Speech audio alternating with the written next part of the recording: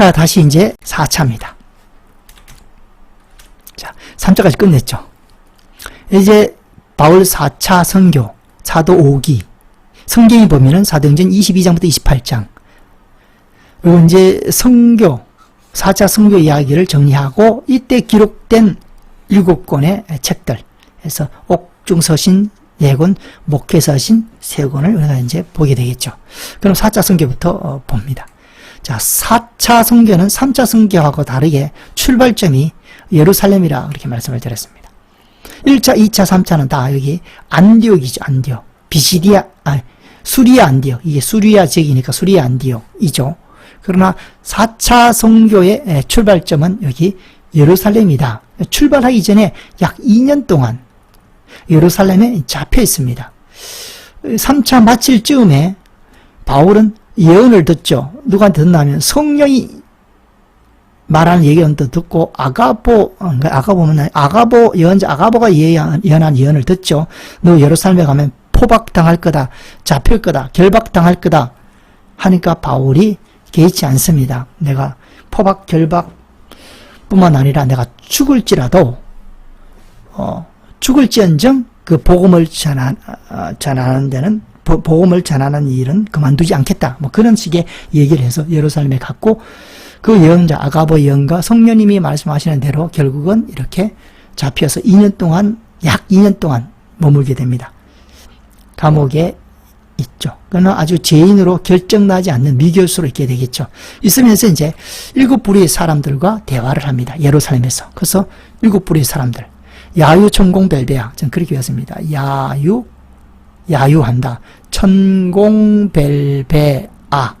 뭐 이름도 의미도 없는데 그냥 그렇게 발음상으로 외웠습니다. 야유, 천공, 벨베아 이렇게 외웠는데 의외로 잘 외워진 것 같아가지고 그냥 외웠습니다.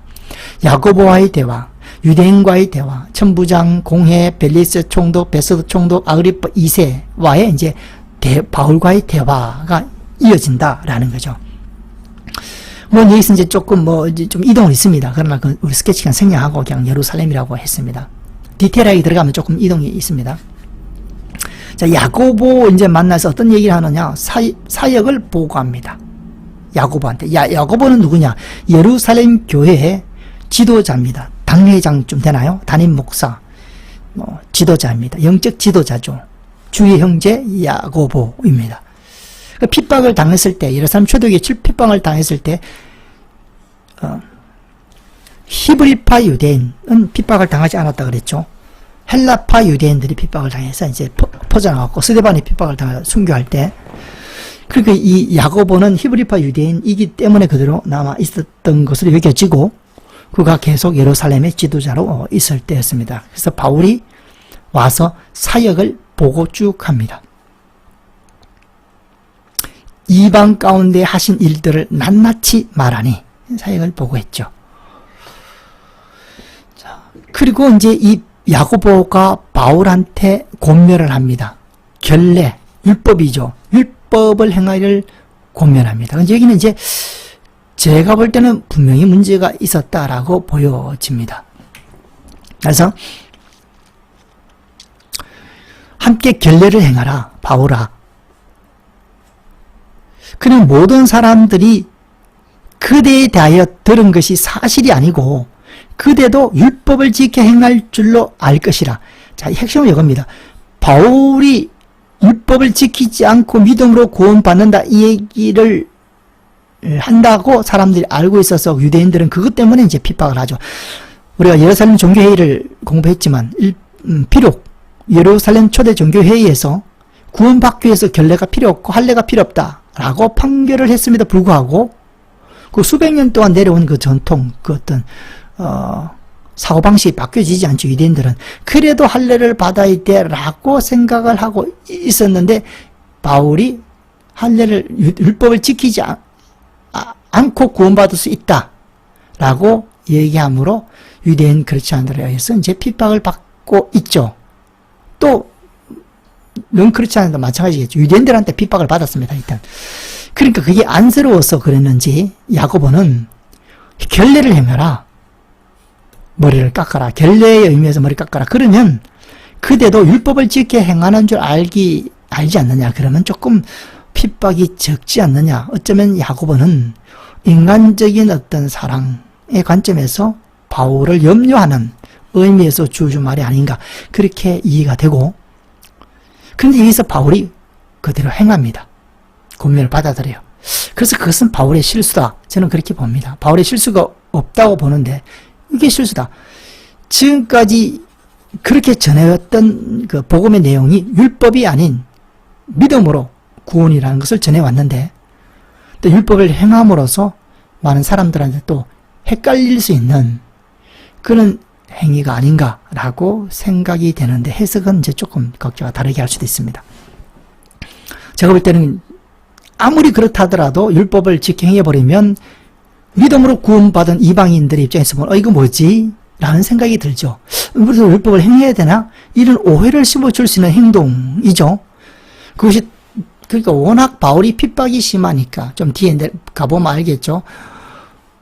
바울을 죽이기 전까지는 먹지도 않고 마시지도 않겠다는 사람이 40명이 붙었으니, 뭐, 그거는 하나의 어떤, 이야기고, 그런 분위기란 말입니다. 그러니까 바울이 얼마나 힘들었을까. 그러니까 야고보가 그래 해서 좀 핍박을 면했으면 하는 어떤 그런 면에서 얘기한 것이라 할지라도, 복음의 어떤 중요한 부분이기 때문에 이거는 실수가 아닌가라고 판단이 됩니다. 이게 유대인들에게는, 유대인을 구원하기 위해서는 유대인처럼 이 맞을 수 있지만, 이런 행동은 유대인처럼 일하는 말은 많지만 그들에게 복음을 전할 때는 역효과가 나는 행위가 아닌가, 그렇게 생각할 수 있습니다. 하여튼 이거는 뭐 또 질문이 나오나 하면 또 대화가 되는데, 저 혼자 일방적으로 얘기하니까 뭘 얘기해야 될지 모르겠습니다. 그래서 하여튼 요거는 그렇다 넘어갑니다. 자, 그 다음 때 유대인들과 대화합니다. 바울이 간증합니다. 그 유대인들이 죽이고자 합니다. 그 이제 예수님이 나타나서 내가 너를 멀리 이방인에게로 보내리라 하셨다니까, 예수님이 자기가 나타났다니까 이들이 소리 지르고, 이런 자는 세상에서 없애버리자, 죽이자는 거죠. 살려둘 자가 아니다. 그리고 옷을 벗고 던지고 난리 났죠. 티끌을 공중에 날리고 뭐 난리를 칩니다. 죽이려고, 바울을 죽이려고. 악에 보챘다 할까요? 그렇게 죽이려고 한다. 천부장 앞에, 그 천부장이 이제 데리고 갑니다. 놔두면 죽을 것 같으니까. 그럼 천부장도 책임이 있죠. 정치진 책임이 있죠. 자기 관할 아래 살인사건이 일어나잖아요. 그러면 또 책임이 있으니까 바울을 이제 데리고 온 거죠. 데려가라 명하고, 그 다음에 본인이 직접 신문합니다. 신문하면서 이러진 벌이죠. 신문하면서 벌어진 일이죠. 벌어진 일입니다. 대화하다 보니까 로마 시민이라는 것도 알게 되고, 그러니까 백부장이 듣고 천부장이 전하니, 천부장이 말합니다. 나는 돈을 들어서 로마 시민권을 샀는데, 바울은 나면서부터 로마 시민이구나. 그리고 이제 두려워했다라는 이야기가 기록되어 있고, 그리고 이제 공회 앞에서도 얘기하죠. 공회는 이제 산헤드린 공회를 얘기하겠죠. 그러면 대제사장과 논쟁을 합니다. 아주 격하게 싸움박질을 하게 되죠. 격하게 얘기를 했다. 나는 범사의 양심을 따라 하나님을 섬겼노라. 또 이 한마디 속에서 바울의 어떤 신앙의 모습을 읽어볼 수가 있습니다. 하나님의 말씀이 우선이고, 그 다음에 그게 미흡할 때는 양심이 또 하나의 삶의, 우리 그리스도의 삶의 또 기준이다 하는 것을 알 수 있습니다. 그래서 대제사장 아나니아가 입을 치라, 바울의 입을 치라 하니까 바울이 이르되 하나님이 너를 치시리로다. 아나니아를 보고, 곁에 있는 사람들이 너 대제사장을 욕하느냐 하니까 바울이 내가 그가 대제사장인 줄 알지 못하였다. 그렇게 이제 얘기하면서 막 논쟁을 하고 싸움을 합니다. 자, 바울이 이제 코너에 몰리겠죠. 근데 이제 이때 바울이 딱 보니까 자기를 그렇게 핍박하는 무리를 보니까 일부는 사두개인이요, 일부는 바리새인입니다. 알고 이제 주제를 바꿔버립니다. 부활의 주제로 바꿔버리죠. 사두개인하고 바리새인하고 교리의 차이는 부활에 대한 차이죠. 천사도 마찬가지고. 사두개인은 부활이 없다라는 거고 바리새인은 있다. 뭐 그렇게 주장하는 거예요. 그래서 이 말을 한 적 바리새인과 사두개인 사이에 다툼이 생겨서 무리가 나누어지죠. 사두개인은 부활도 없고 천사도 없고 영도 없다 하고 바리새인은 있다. 사두개인하고 바리새인이 바울을 막 핍박하다 공격하다가 이제는 서로가 다투게 되는 상황으로 몰아갔죠. 바울이 조금 지혜롭다고 생각이 되죠. 이런 상황 속에서 그 같은 내용이고 나리샘에 유대인들이 또 당을 지어 맹세하되 그러다가 또 당을 지들끼리 나눠졌다가 또 붙었다가 하죠. 그래서 바울을 죽이기 전에는 먹지도 않고 마시지도 않겠다 하는 사람들이 40명이 있더라. 그렇게 공회에서 일어났던 이야기. 그 다음에 벨릭스 총독 앞에 갑니다. 벨릭스 총독. 지금 벨릭스 총독이죠. 이제 벨릭스 총독이 임기가 끝나고 그 다음에 베스도 총독이 부임해 오면 베스도 총독 앞에 가죠. 지금은 벨릭스 총독이라 벨릭스 총독 앞에 갑니다. 그래서 총독이 이때는 벨릭스. 머리를 표시하여 말하라 하니까 바울이 말합니다. 쭉 말합니다. 그 이야기죠. 이것도 이제 정리하면 되겠죠. 요번 저희가 이단에라 쫓는 돌을 쫓아 조상의 하나님을 섬기고 율법과 선지자의 글을 다 믿으며 자기를 얘기하죠. 하나님을 섬기고 율법과 선지자의 글을 다 믿고 하나님에 대한 소망을 가졌는데 의인과 악인의 부활이 있는 것과 하나님과 사람을 대하여 항상 양심에 끓김이 없기를 힘쓴다고 저들에게 이렇게 내가 한 것은 이거밖에 없다. 그런데 저들에게 송사를 받고 있다. 송사를 받으면 일을 하지 않았다. 수일 후에 바울이 또 벨릭스와 그의 아내 유대 여자 드루실라에게 의와 절제와 심판에 대해서 강론하니 벨릭스가 두려워하고 바울을 보낸다. 그러나 바울을 돈을 받을까 하여 자주 부른다. 벨릭스와의 대화 정리를 했고 그 다음에 베스도 총독 이제 부임해 왔죠. 그래서 유대인의 마음을 얻고자 하여 이게 정치인이기 때문에 결국 유대인들을 잘 다뤄야 되거든요. 그렇지 않으면 아켈라오처럼 문책을 당하게 되죠. 로마로부터. 그래서 유대인의 마음을 얻고자 하는 겁니다. 그래서 바울한테 묻죠. 그래서 어디서 신문을 받겠느냐 하니까 바울이 이르되 내가 가이사의 재판 자리 앞에 앉아서 마땅히 거기서 신문을 받을 것이다. 가이사께 상소한다. 그래서 이제 베스도 입장에서 보면 이제 바울이 있고 유대인이 있죠. 바울이 있고 유대인이 이제 관계를 이제 알겠죠. 근데 유대인들이 난리를 칩니다. 바울을 죽이라고. 근데 베스도가 바울을 보니까 이건 로마 시민이고 또 바울이 죄가 없어요. 근데 석방해주거나 어떤 형벌을 가하지 않으면 유대인들이 이런 난리를 칠 것 같거든요. 정치적으로 해결해야 될 문제죠. 그런데 바울이 다행스럽게 베스도 입장에서 보면 다행스럽게 가이사에게 상소하니까 베스도 입장에서는 좋아졌다. 문제 해결됐다. 그래서 얼른 이제 보내게 됩니다. 그래서 베스도에게. 그럼 이제 아그리파 2세 앞에 썼을 때 아그리파 2세가 또 간증을 하죠. 바울의 얘기는 일맥상통하죠. 복음을 전하거나 자기 간증하거나 그렇게 하는 거죠. 그래서 아그리파 왕 앞에서 바울은 예수의 이름을 대적하여 핍박하다가 다메섹에서 예수를 만나 간증합니다. 다메섹에서 예수 만났던 일. 이방인을 구원하기로 부름을 받았다라고 하고 다메섹과 예루살렘에 있는 사람들과 유대 온 땅과 이방인에게까지 회개하고 하나님께로 돌아가서 회개에 합당한 일을 하라고 선전한 것이다. 이렇게 얘기합니다. 그래서 이방인의 사도로 부름을 받았다. 이렇게 얘기하죠. 이방인한테 복음을 처음 전한 사람은 우리가 베드로로 알고 있고 그러나 이방인에 대한 사명으로 사도의 역할을 한 사람은 바울이다. 그 이야기를 이제 아그리파 얘기하죠. 간증과 사명을 얘기했을 때 아그리파 쭉 신문을 보고 나서 나를 권하여 그리스도인이 되게 한다고 대답하나 바울이 제대로 복음을 전했다는 것을 알 수가 있습니다. 베스도가 빨리 알아챘죠. 그래서 복음을 제대로 전했구나. 그러니까 베스도가 딱 그 복음 앞에서 문을 열지 않고 닫아버리죠. 그 바울이 말하고, 또 베스도 아그리파 총독이 말합니다. 가이사에게 호소하지 않았으면 놓을 수 있을 뻔하였다. 이 말은 죄가 없다라는 겁니다. 제가 신문해 보면. 그래도 바울은 치유하지 않습니다. 계속 호소하죠. 유지하죠. 왜냐하면 바울은 다른 생각이 있었거든요. 그렇게 해서 가이사 앞에 재판을 받기를 원하는 것은 보이는 목적이고, 보이지 않는 목적은 복음을 전해서 하나님의 나라를 확장하려는 그런 어떤 내적인 꿈이 있었기 때문에 호소를 취소하지 않았다.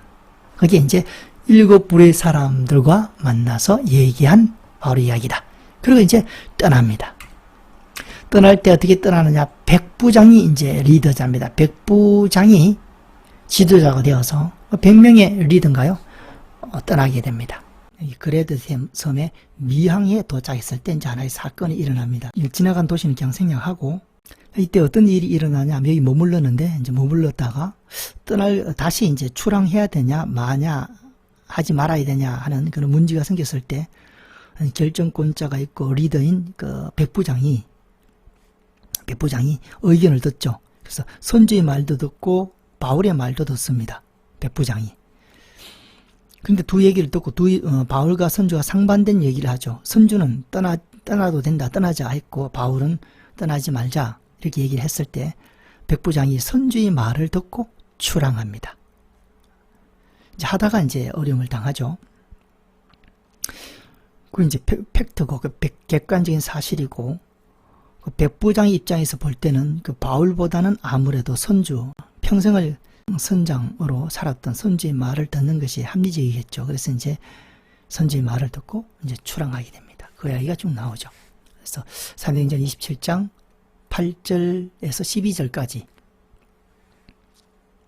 미항이라는 곳에 이르렀고, 바울이 말합니다. 바울이 이번 항해 이제 떠나게 되면 하물과 배뿐만 아니라 우리 생명에도 타격과 많은 손해를 끼치리라, 그렇게 얘기를 했죠. 그러나 이 백부장은 선장과 선주의 말을 바울의 말보다 더 믿더라. 그래서 이제 출항하게 되죠. 가서 이제 유라굴로라는 광풍을 만나 파선하게 되는 이야기가 있고, 오늘 그 읽으면 쭉 나오겠죠. 유라굴로라는 광풍이 일어나서 또 가우다라는 섬에 들어가서 또 계속합니다. 이렇게 여행을 합니다. 그리고 이제 결국 어디에 도착하냐면 여기 멜리데 섬에 도착해서 일어난 사건. 그러니까 4차 전도는 첫째는 이제 예루살렘에서 일어났던 이야기, 야유천공 벨베야. 그 다음에 미항에서 일어났던 이야기. 그 다음에 유라굴로 만나서 오름을 당한 이야기. 그리고 이제 멜리데 섬에 도착해서 일어났던 이야기. 네 가지를 지금 네 군데에서 일어난 스토리를 정리해 가고 있죠. 그래서 멜리데 섬에서 바울이 독사에 물렸지만 살아남는 이야기. 이제 기록되죠. 바울이 독사에 물렸다가 살아나는 이야기. 자세한 이야기는 저기 있죠. 멜리데 도착했고, 독사가 이제 손을 물었습니다. 그러나 안 죽죠. 그래서 독사가 물었을 때 멜리데 섬의 원주민들은 이제 이 사람 보고 이렇게, 바울 보고 이렇게 얘기하죠. 진실로 이 사람은 살인한 자로다. 바다에서는 구조받았으나 공의가 그를 살지 못하게 함이로다. 이게 무슨 의미인지 우리는 압니다. 제가 바울이 진짜 죄인이기 때문에 지금 독사에 물려서 죽게 된 것이다 라고 생각했죠. 그렇게 말했고, 그런데 바울이 그 짐승을, 독사를 불에 떨어뜨림에 조금도 상함이 없더라. 살아남습니다. 독사에 물리고도 붙든지 갑자기 쓰러져 죽든지 하지 않는 것을 보고 이 원주민, 멜리데 섬의 원주민들은 바울을 신이라 이렇게 또 칭하게 되죠. 것입니다. 그 사건이 하나 있었다.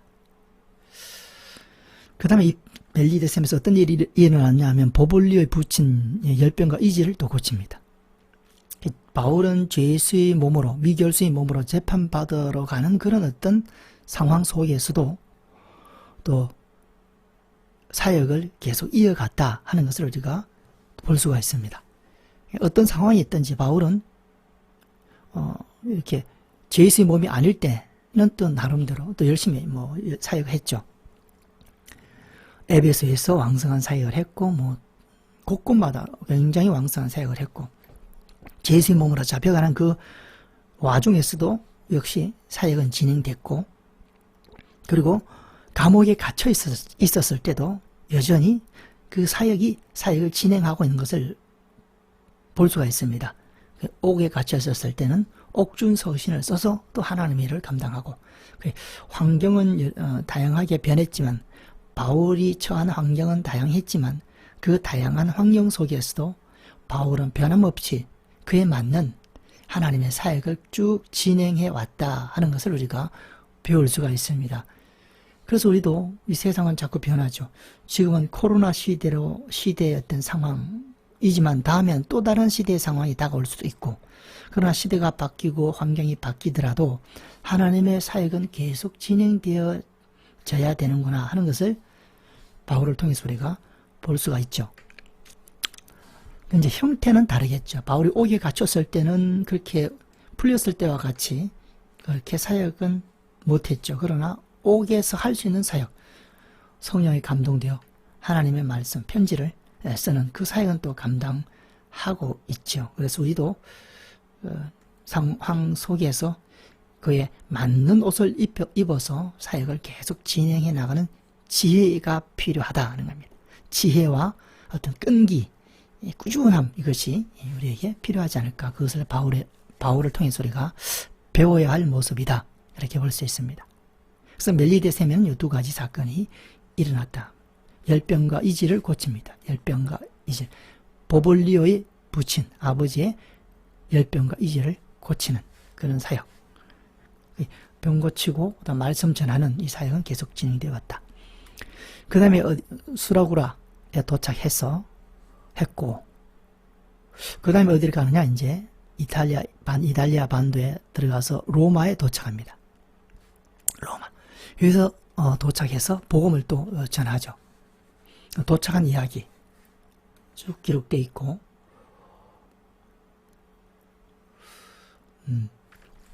그리고 이제 복음을 또 전합니다. 복음 전하고 병 고치고 늘 그 사역이었죠.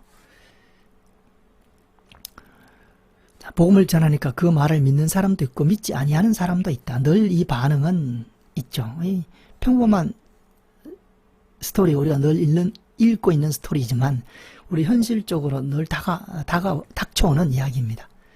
복음을 전할 때 믿는 사람이 있고 그것을 믿지 않는 사람이 늘 있다. 예수님 늘 그랬었죠. 그러니까 복음을 전했을 때 이 두 정상이 일어난다 하는 것을 우리가 염두에 두고 복음을 전하면 좀 대체할 수 있는 여유가 생기겠죠.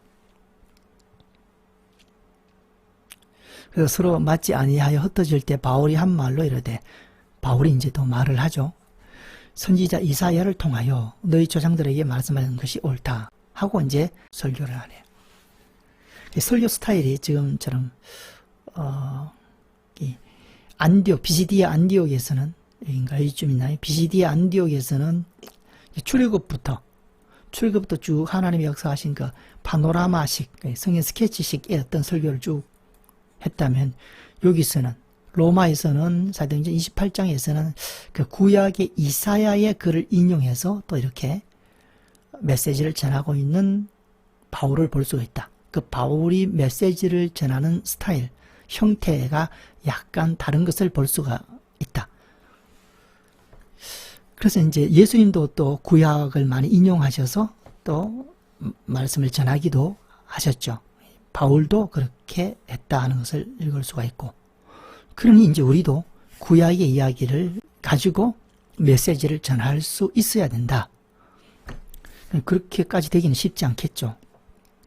그러나 이사야의 이야기를 통해서 본질적인 의미를 파악했을 때는 저는 이사야의 이야기를 인용할 수가 있죠. 그래서 파악하는 게 중요하죠. 메시지, 이사야를 통해서 메시지. 그래서 이 바울이 이사야를 통해서 깨달은 메시지를 전하고 있는 거죠. 그걸 다시 확인해 보면 이 백성에게 가서 말하기를 너희가 듣기는 들어도 도무지 깨닫지 못하며 보기는 보아도 도무지 알지 못하는도다. 이 백성의 마음이 우둔하여져서 결국 요거를 얘기하는 거죠. 이사야 때 사람들 마음이 우둔하여진 그 어떤 영적 상태에 대한 얘기를 했고 그 귀는 둔하게 듣고 그 눈은 감았으며 이는 눈으로 보고 귀로 듣고 마음으로 깨달아들어오면 내가 고쳐줄까 함이라 하였으니 그런즉 하나님의 이 구원이 이방인에게로 보내진 줄 알라. 이사야가 이스라엘 백성들한테 전했을 때 그들의 마음이 완악하고 우둔하고 둔하고 감았기 때문에 이제 이 구원이 이방인에게로 이제 전파되었다라는 얘기를 하고 있는 거죠. 그들은 그것을 들으리라 이렇게 얘기합니다. 이방인들은 바울이 온 이태를 자기 셋집에 머물면서 2년 동안을 셋집에 머물면서 아직 판결을 못 받았죠. 그래서 아직까지 미결수로 머물면서 자기에게 오는 사람을 다 영접하고 하나님 나라를 전파하며 주 예수 그리스도에 관한 모든 것을 담대하게 그침없이 가르치더라. 우리가 느낄 수 있는 것은 바울의 어떤 상황이 약간 다른 형태, 다른 어떤 상황이라는 걸 알 수가 있죠. 미결수로서 완전히 자유롭지도 않고 완전히 부자유롭지도 않는 그 어떤 셋집에 좀 머무는 그런 어떤 외적인 환경 속에서 2년 동안 담대히 하나님의 말씀을 전파하고 있는 바울을 볼 수가 있다. 그렇게 봅니다. 자, 그 다음에 이제 1차로 구금됐고, 다음 풀려났고, 2차로 다시 구금돼서 이제 여기서 죽게 되죠. 그래서 순교하게 되는데, 1차로 구금됐을 때, 이제 옥중서신 4권을 쓰게 되죠. 골로새서, 에베소서, 빌레몬서, 빌립보서 4권을 쓰게 되고, 풀려나서 이제 목회서신 쓰죠. 그래서 디모데전서, 디도서, 디모데후서 총 7권을 쓰게 됩니다. 로마에서. 이제 풀려났을 때는 바울의 꿈인 아까 로마 교회에 보내는 로마 편지에서 밝혔듯이 스페인까지 가서 복음을 전하겠다는 바울의 꿈을 요때 이제 이루었다 이렇게 봅니다. 이루었다. 그래서 스페인까지 복음을 전하고 다시 이 지역, 소아시아 지역도 갔다 오고 스페인까지 갔다 와서 편지를 쓰죠. 디모데전서, 디도서. 그렇게 쓰게 됐다. 그리고 다시 2차 구금되어서 이제는 죄수로 판결이 났고 그래서 완전히 구급돼서 진짜 이제 죄수로 감옥살이 하게 됐고 이때는 디모데 후서를 쓰게 됐다. 그리고 여기서 이제 순교로 바울의 생애가 마감이 됩니다.